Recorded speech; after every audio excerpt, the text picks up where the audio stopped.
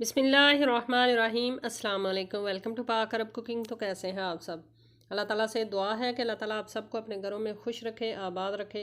इसी दुआ के साथ आज की मज़ेदार सी रेसिपी की तरफ बढ़ते हैं। तो आज की रेसिपी में हम ढाबा स्टाइल मसाले वाली चाय बनाएंगे। बनाना बहुत ही आसान है, बहुत ही मुफीद और बहुत ही लजीज चाय बनाएंगे। तो ढाबा स्टाइल मसाला चाय बनाने के लिए हमें किन किन चीज़ों की ज़रूरत है, तो चलिए रेसिपी बनाना शुरू करते हैं। तो सबसे पहले चूल्हे के ऊपर हमने सॉस पैन रख लिया है। इसके अंदर हमने आधा कप पानी ऐड किया है। पानी हमारा गर्म हो चुका है। इसके अंदर हमने अदरक और सब्ज़ इलायची कूट कर ऐड कर ली है। अदरक का आप 1 इंच का टुकड़ा ले लें और साथ में 2 से 3 सब्ज़ इलायची, उनको अच्छे से कूट लें, ऐड कर लें। और साथ में हम ऐड कर लेते हैं पत्ती, चाय की पत्ती।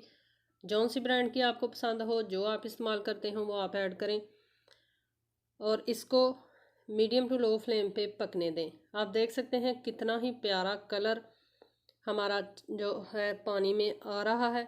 इसके अलावा अच्छे से इसको बार बार फेंटते रहें ताकि अदरक का और इलायची का टेस्ट जो है वो पानी के अंदर आ जाए।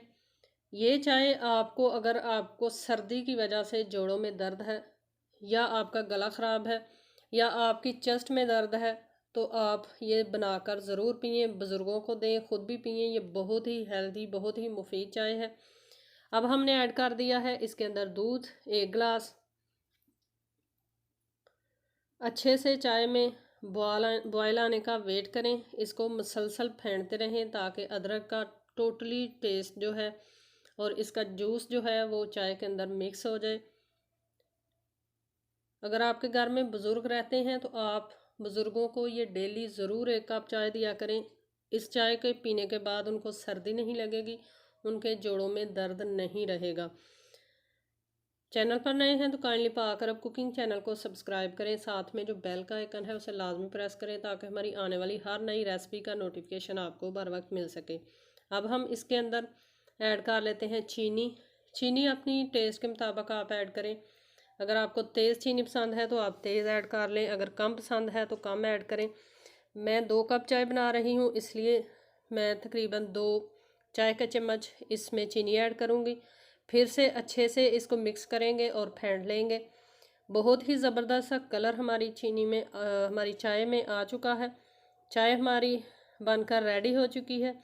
अभी मज़ीद 1 से 2 बॉयल आने तक का हम वेट करेंगे और फिर नीचे से चूल्हा जो है वो बंद कर देंगे और इसको करेंगे प्यारे से कप में डिश आउट। आपने चाय की फ़ाइनल लुक ज़रूर देखनी है। रेसिपी हमेशा पूरी देखा करें ताकि आपको शुरू से एंड तक अच्छे से समझ आ जाए और आप अच्छी सी कुकिंग करना सीख जाएं। हमारा मकसद आसानी वाली रेसिपीज़ को आप तक पहुंचाना है।